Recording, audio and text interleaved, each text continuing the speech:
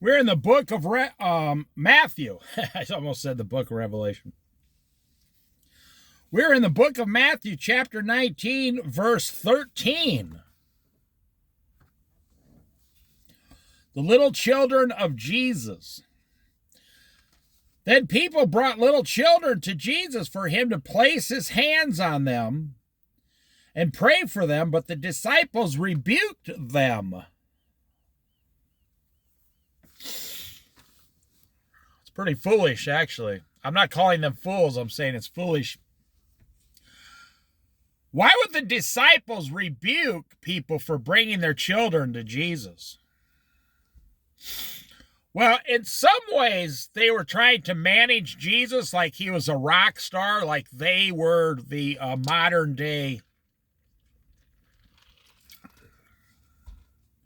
promoters. They were the managers. They were trying to manage Jesus and his time and everything. But just look at common sense. What does common sense tell you? Now, they didn't know this at the time, so I'm not blaming them. They did not know this information yet. So when you read the Bible and you're reading about the disciples, you have to remember that they didn't actually know the same things we know.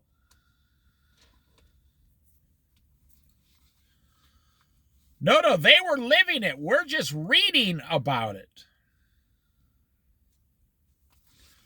But then people brought little children to Jesus for him to place his hands on them and pray for them. But the disciples rebuked them. Jesus said, "Let the little children come to me and do not hinder them, for the kingdom of heaven belongs to such as these." When he had placed his hands on them, he went on from there. I want to say something. We are all little children in the eyes of God the Father, God the Creator. But on earth here, we think, oh, I'm 90 years old. Now, here is a great lesson to get out of this.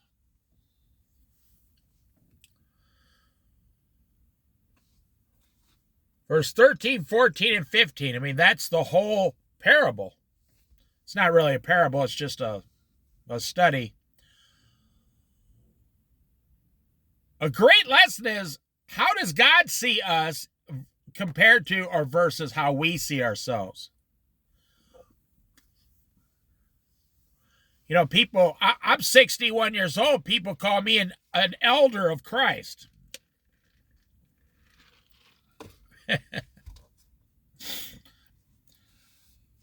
I say, well, why do you call me that? Well, because you're older. I say, age has nothing to do with who's an elder. Look at Timothy. He was only around 20 years old, and they made him like an apostle. Timothy was an elder because he knew more than anybody else. Wisdom makes you an elder.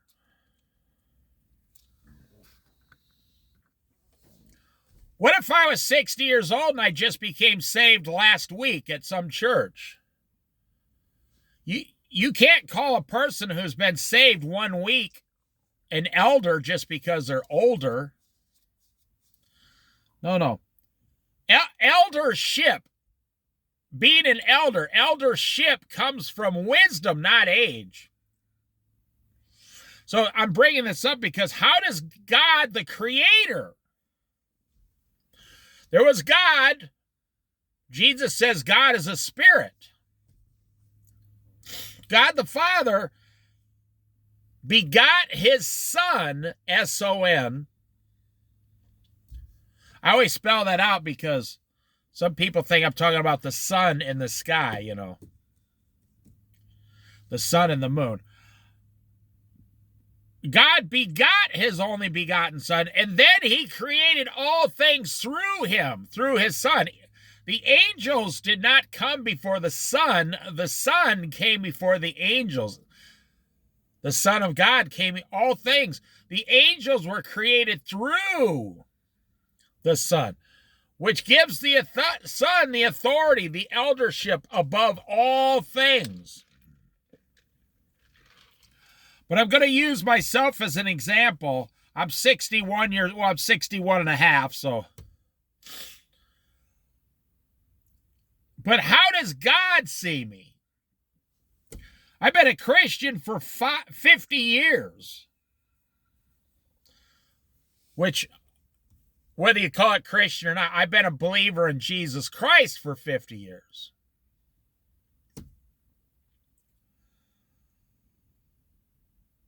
But how does God see time?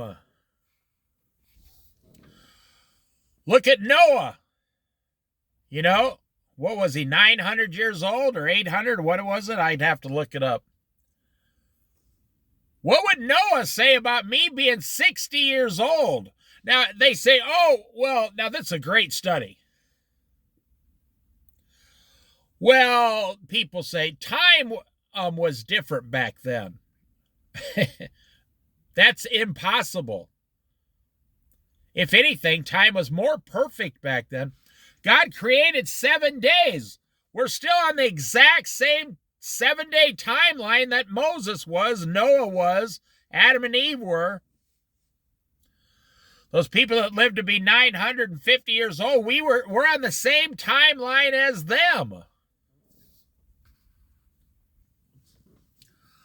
So if I went up to Noah, you know, Noah's Ark, and said, hey, step aside there, Noah, because I'm 60. I'm entertaining myself today, apparently. Because I'm 61 and a half years old. And I started trying to tell him what to do, and he is 400 or 500 years old. You know, I go to him on his 500th birthday.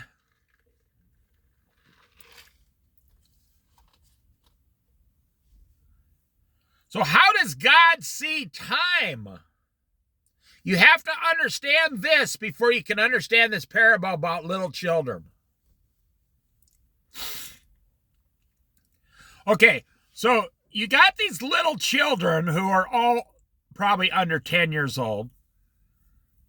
Maybe they're 14, I don't know, 10 years old. They bring them to, maybe there were some babies there too. I want to say something. Depending on your level of Bible wisdom, you will or will not understand this. It's okay one way or another. Let's go back now. All things were created through Jesus Christ. That means you.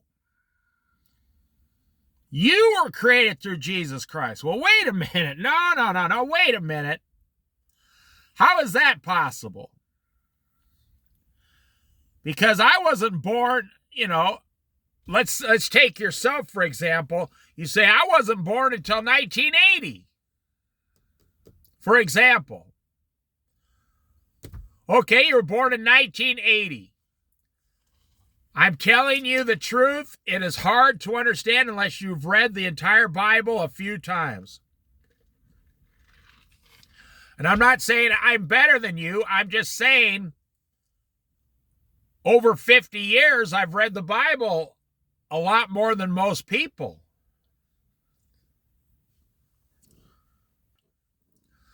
You were created, all things were created through Christ.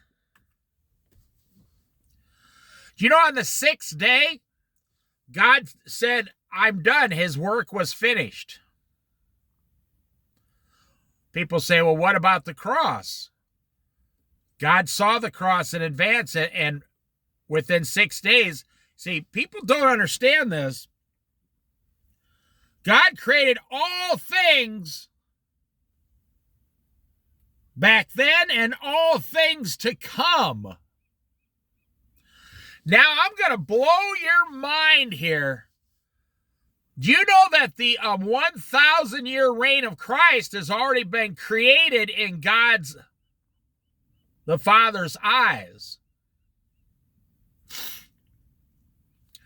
No, it hasn't occurred yet.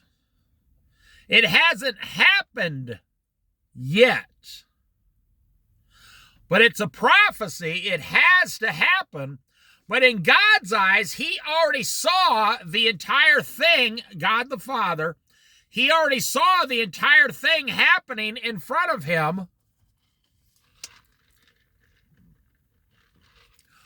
This is so fascinating. So what I'm saying is, there's no difference between you and these little children coming to Jesus in God's eyes. There's no difference between you or the disciples. There's no difference between you or the disciples. Let's use this as a better example. There's no difference between the disciples and the little children. So now this is so profound. So what makes the disciples think I have authority to kick these little kids? You know, get out of here. Get out of the park. Get away from Jesus. He's busy. What makes them think that they are so much better than these little children? Well, I'll tell you what. Their age. It's that simple. They say, well, we're in our 40s, 30s, or 40s.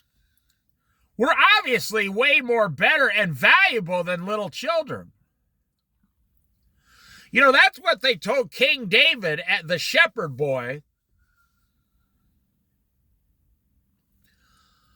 We are way better than you. You're just a stupid shepherd boy.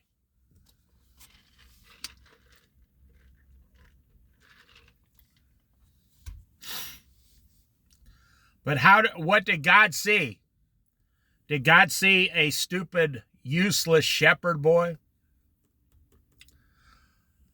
God created King David to be, or the boy to be King David. He saw it in advance.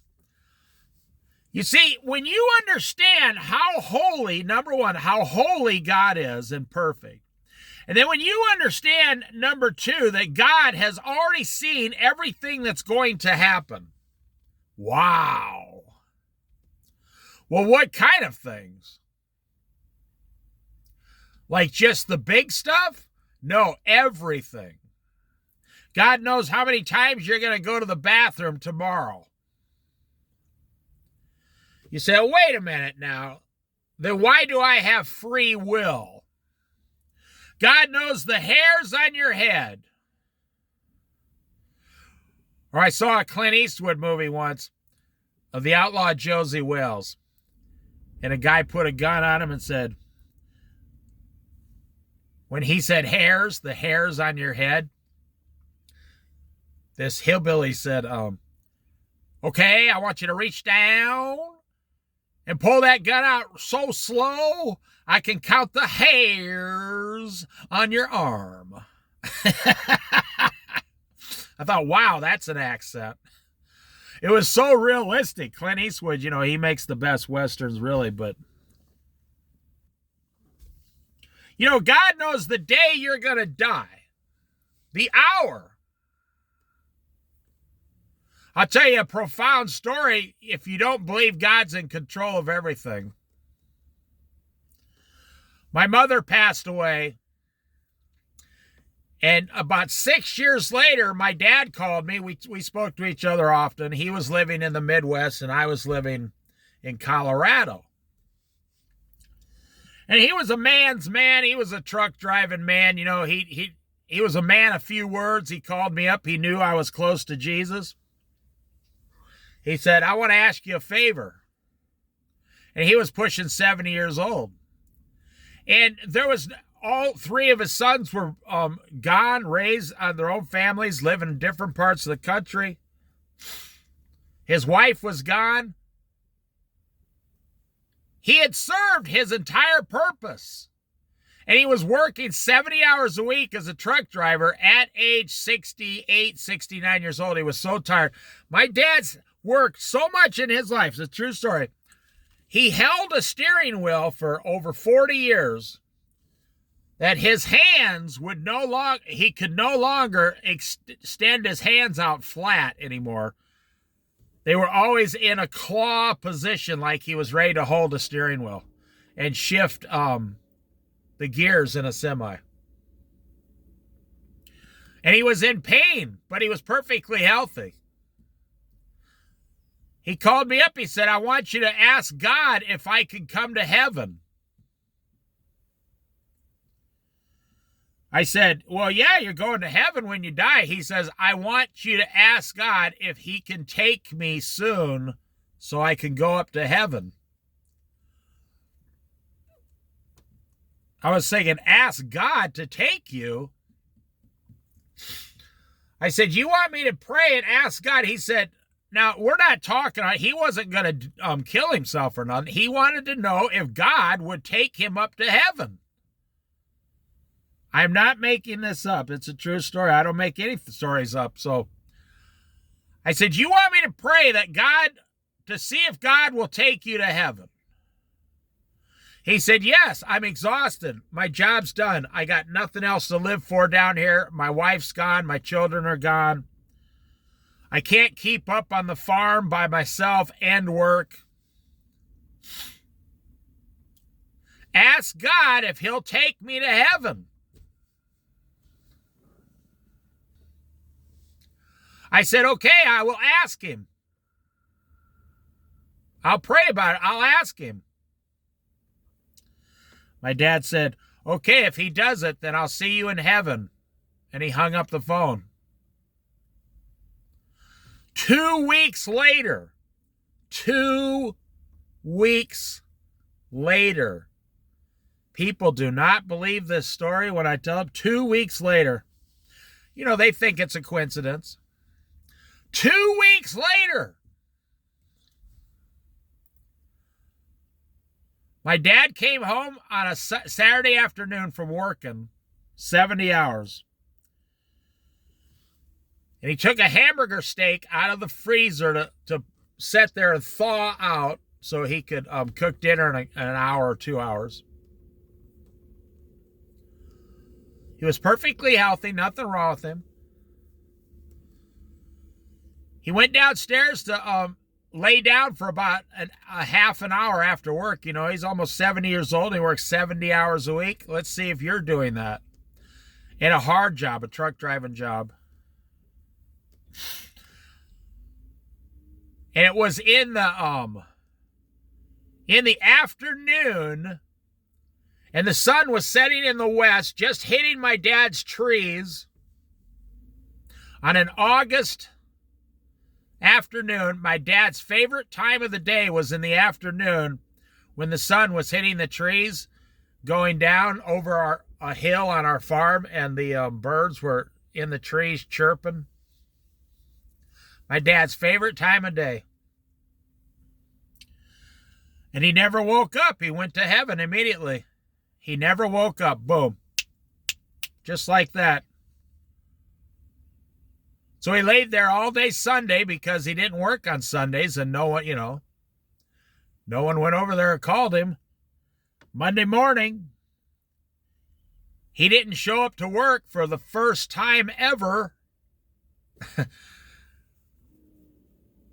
So the lady said, well, there's something wrong with him.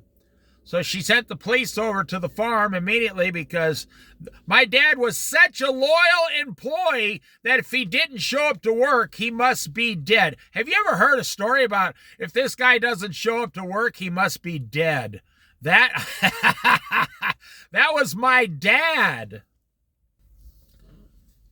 My dad was the guy that they talk about. If he doesn't show up for work, and he used to make jokes, the day I don't show up for work, I'm dead.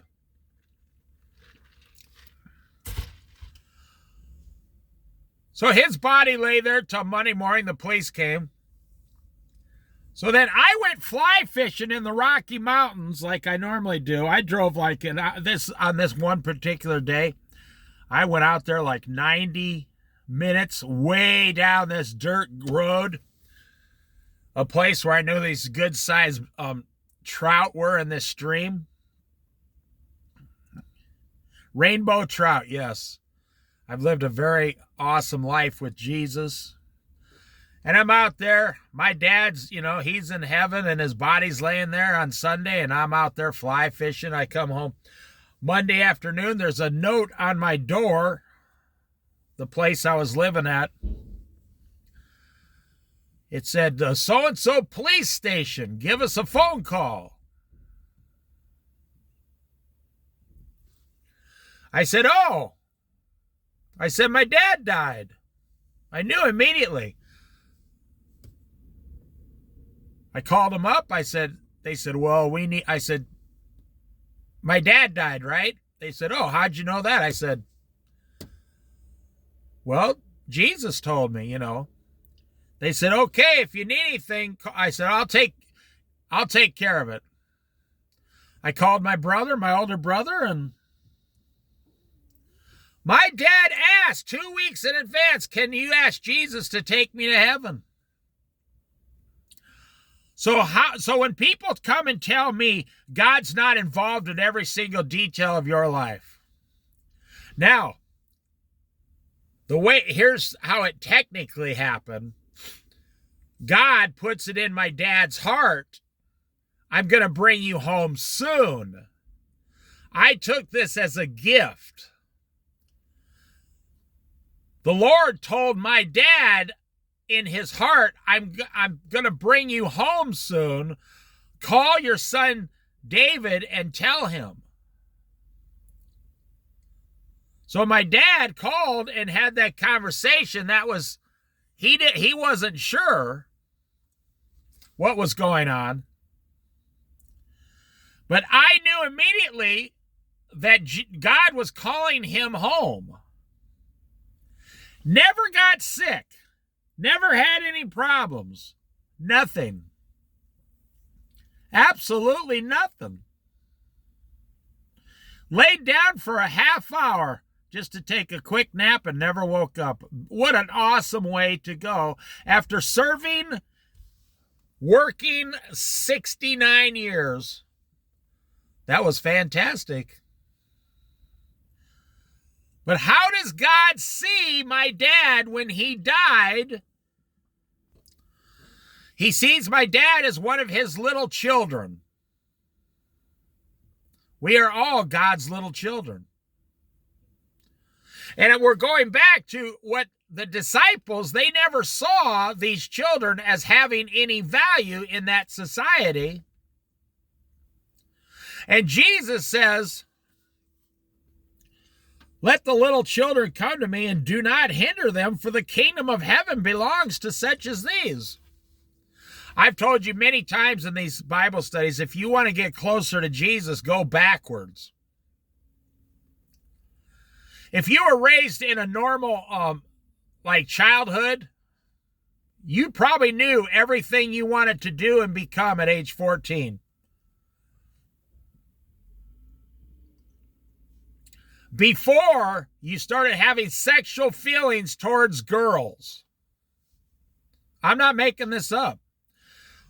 I'm talking to the men here.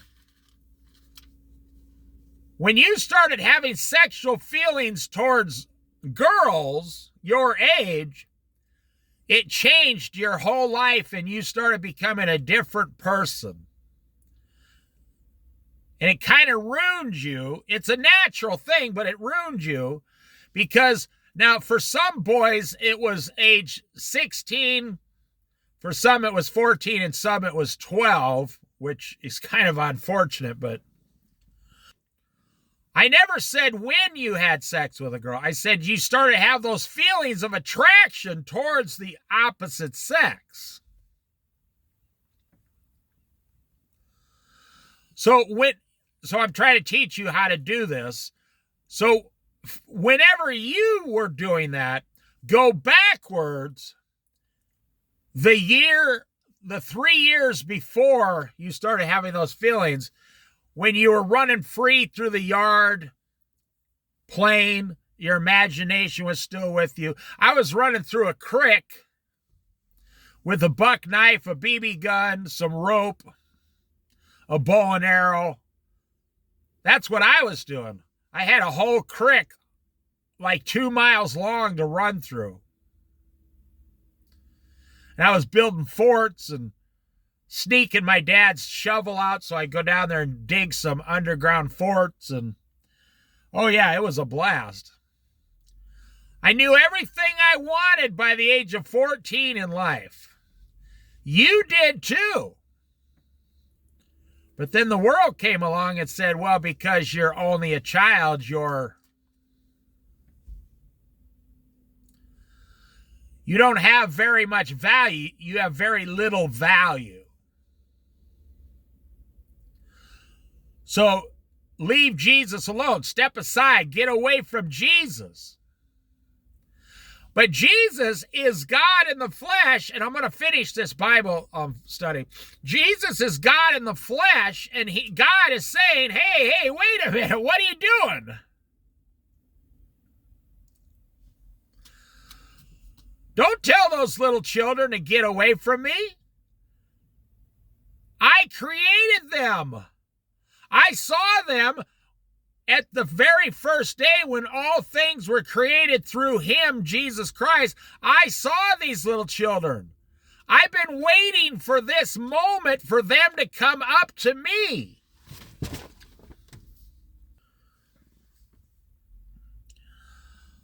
Now, Jesus in the flesh, he was a man. As a man, he didn't really know everything that was going to happen in the future, but as God in the flesh, Jesus was fully man and fully God. He knew everything. Remember, we just studied, he was transfigured. God's light shone in him. He was transfigured. So how does God see people? God does not say, oh, if you're 100 years old, you're a really great elder. And if you're 10 years old, you're just a little worthless child. No, that's not, that is not how God looks at things. But I'm telling you, as a little child, you knew everything you wanted to be when you were 14, and then girls got in the way, and then a job got in the way. You got a job you hated. When you were 14, you had all the faith, by the age of 14. As a child, everybody knows. You go up to any 14-year-old and say, 13, 14, and say, what do you want to be when you get older? They don't hesitate. They tell you immediately. I want to be a firefighter. I want to be a nurse. I want to be a doctor. Some guy says, I want to get some property and raise horses. And every kid knows what they want. You've already been seeing TV for 14 years, and when you see certain things, even kids are like, I want to be a cowboy. But then girls get in the way, sex gets in the way, college gets in the way, the American dream, a house, white picket fence, your 401k, paying off your house. Oh, geez. Don't get me started on that again. All those things got in the way of what you actually knew exactly what you wanted to do when you were 14 years old. You never will hear anybody. You will never hear a 12, 13, or 14-year-old child say, what do you want to be when you grow up? They go, well, I want a lot of money. They never say that. You never hear that. You don't hear kids saying, I want a lot of money. No. Same thing with your child. Your child already knows what it wants to be in life, and your job is to help them get it because God put it in their heart. All things were created through him, Jesus, the Word. He was the Word. John chapter 1. So your child knows. You know, corporations aren't hiring college students as much as they used to.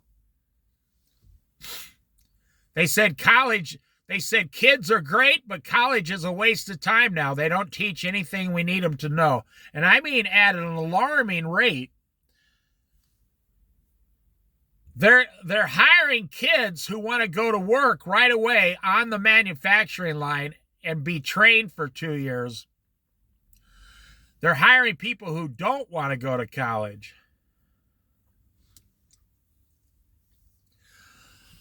You know, by the age of 25 years old, I'll talk about myself. I lived in town for the first 7 years and went to a real bad school, and I lived around white people and black people, so I was not a racist. Then we moved to a farm, and I learned how to build a 4-bedroom house, 3-car garage, plant fruit trees, split 150 pickup loads of wood, how to build your own house, your own basement, how to drive a tractor, how to drive several cars, how to drive stick shift, how to put some small parts on the cars, starter, alternator, belt, hoses, tune-up, everything. I'd worked in a packing house. I graduated from high school. I worked in a packing house for 18 months. I knew everything there was to know about meat. And I was a restaurant manager for 5 years by the age of 25 years old. And I was hanging out with executives that were making over $100,000 a year. And these executives were 50 and 60 years old. So I was doing all this by 1985. These people started their work careers in the 1950s.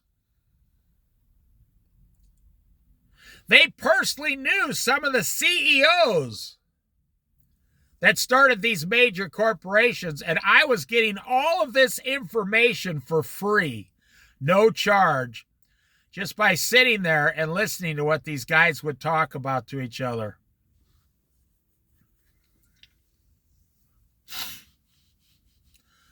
I met a guy and spoke to him. I worked with him. This guy knew the founder of J.C. Penney stores. The guy who started J.C. Penney's in the back of a wooden wagon selling his wares on the street. He knew the founder of the J.C. Penney stores. I met another guy who knew Sam Walton, the founder of Walmart. J.C. Penney's would never have collapsed. Sears would never have collapsed if these guys were still in charge. No, because they were all about customers and employees. And they owned all their own stores. There were no stockholders back then, no shareholders. Nope, they owned all their own stores.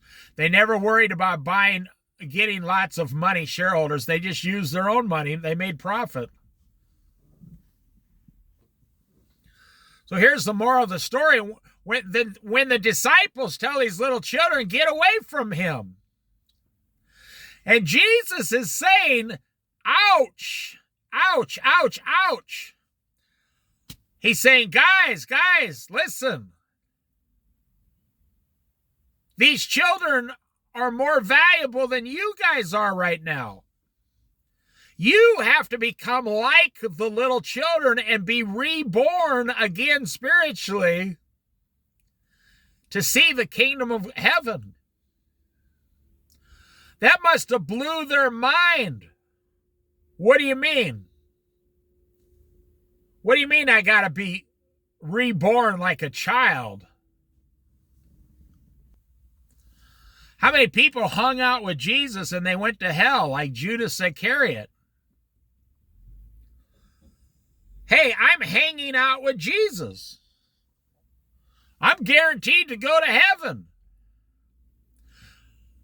If you are not reborn spiritually, you're not going to heaven. Ever. You will be in hell for all eternity. Now, why did Jesus say, unless you become such as these little children? Because that's why I brought up every child, they know what they want by the age of 14.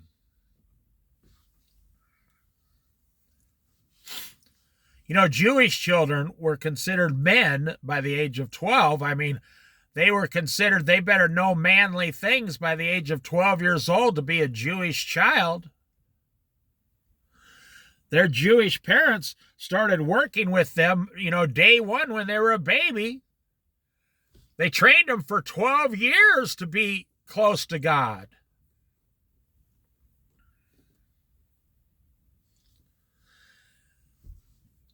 So in our modern day, I'll end with this. The world comes in and grabs your children at age 12, 13, or 14 today and starts to destroy them and rip them out of your hands. Let's say you're a Christian family and you're raising your children. I bet you've never heard this before. You know what video games are?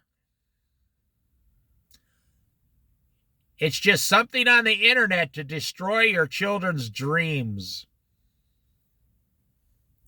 That's right. To destroy your children's dreams. The devil knows that God put something in the child. Does God put it in you when you're 30 or 40? No, it's in there when you're born. And the little child hasn't been corrupted fully yet by the world. So the little child knows what he wants to do. I told my parents, I said, I'm going to marry a dark-haired woman and I'm going to travel out west. And that's exactly what I did. I've been traveling since the age of 20. By the age of 40 years old, me and my wife have traveled and through and moved to and around 22 states.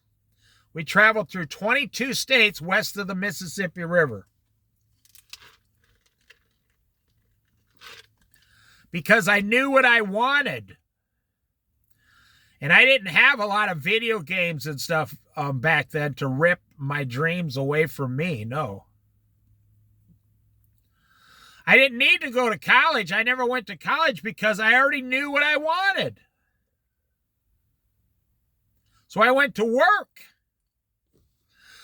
I know it's going to sound crazy. I tell people this, but I achieved all my lifelong goals and dreams by the age of 40. When I moved to the Oregon coast at age 40, I knew Jesus. I'd been married and I traveled to 22 states, and I knew I was going to stay on the Oregon coast the rest of my life, and I've achieved all my dreams by age 40. So money had nothing to do with what I wanted. Nothing. You know, I was listening to a guy in India, a middle-class guy, and he said in India, it doesn't matter. Money's not what it is. In India, money is not what Americans think money is. In America, money is status, and when you get that money, you get to move to a better neighborhood. You get like more better cars, more things, more police, more security, better fire departments, better schools. In India, the poor man and the rich man live in the same block. Because in India, if a guy has $10 million in the bank, and there's a guy over here who just makes $10,000 a year. They both go to the same place to buy coffee, the same place to eat, the same place to go out for entertainment. They take their kids to the same school, the same park. Because in India, you're looking for a lifestyle. And it's not like in America where you're looking for money so you can keep increasing. In India, a car is just a car. Nobody wants a $1 million car. I mean, I'm sure there's a few people, but it's not like that. That's not what it's like in India. In America, you're playing a video game, you don't even have a job, and you say, someday I'm going to have a $400,000, Lamborghini. Because you're being tricked by society, by video games, by technology. So here they are. They're telling Jesus, they're telling his children, get away from Jesus. And Jesus is saying, unless you become like these children, you'll never go to heaven, Peter. John, you'll never go to heaven. Andrew, you'll never see heaven if you don't become like them. And then I went into how does God see time? These little children are 10 years old and I'm 61 years old. Does God really see us that different? God is Alpha and Omega, beginning to end. God is beginning, middle, now, in the future, all the way to the end, for all eternity. So when God sees 60 earthly years or 10 earthly years, does he really? Nothing surprises God. He created all of this. He created me, he created you, and he created those little children. But like I told you in a different thing, we are in the last church of selfism, serving self. If you really think about the American dream, it's the complete opposite of God's plan for your life. See, in America, you say, well, one day I'm going to get $10 million, so then I know I don't have to rely on God to take care of me. I will rely on the $10 million to take care of me, says the average American today. But what's happening with the generation Z, the youngest generation, they don't want to work. They don't want to get married. They don't want to have children. They don't want to leave their parents' house. They don't see anything in the future for them. They're like, so if I go to work 50 hours a week, then I come home, go to sleep so I can get up and go to work.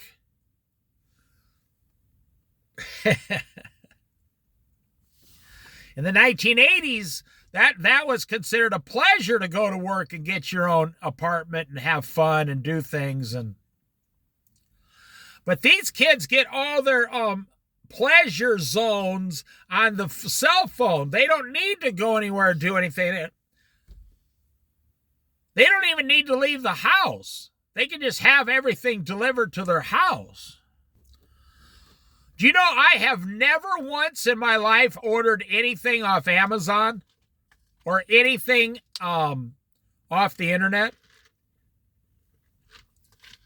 I'm not making that up. I have never once ordered one item off the internet ever.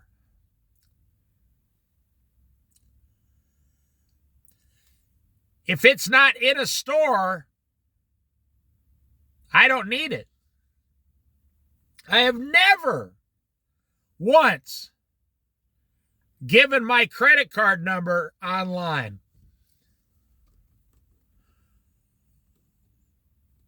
I did get a new phone earlier this year, and the guy's like, you want to sign up for the security services? And I says, well, this is what's going to be on my phone. And he said, oh, never mind. He said, no, you don't even put any information on your phone, nothing. I said, no. He said, then you don't need to worry about it. He says, you don't have anything to steal. Nobody wants what you got, which is nothing.